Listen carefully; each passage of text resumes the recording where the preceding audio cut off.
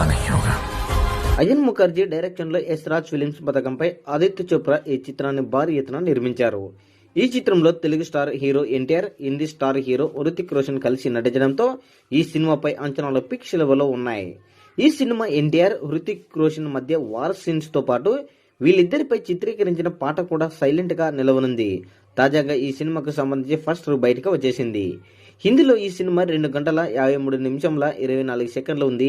తెలుగులో తమిళం ఈ సినిమా 2 గంటల 51 నిమిషంల 44 సెకండ్లు ఉంది. 1.5 నిమిషం తేడా ఉంది. ఈ సినిమా సెన్సార్ వాళ్ళు యాక్షన్ సీన్స్ తో పాటు ఎన్టీఆర్, హృతిక్ రోషన్ స్క్రీన్ ప్రజెంట్ ఒక రేంజ్ లో ఉందని చెబుతున్నారు. అజ్ఞాతంలో ఉన్న హృతిక్ ను పట్టుకునేందుకు భారత స్ప్రే ఏజెంట్ గా ఎన్టీఆర్ ను పంపుతుంది. వీళ్ళిద్దరి మధ్య వచ్చే scenes plus back episode interview బ్లాక్ అన్ని గూప్సం వచ్చే విధంగా ఉన్నట్లు చెబుతున్నారు.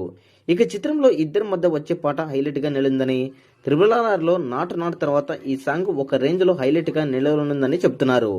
భారతీయ సినీ చరిత్రలో మోస్ట్ ఎనర్జెటిక్ గా విజువల్స్ ఫిస్ట్ లా ఉండబోయే ఈ పాట డాన్స్ సీక్వెల్ లో అద్భుతంగా ఉండనుందని ఈ చిత్రాన్ని ఐమాక్స్ ఫార్మాట్ లో రిలీజ్ చేస్తున్నారు.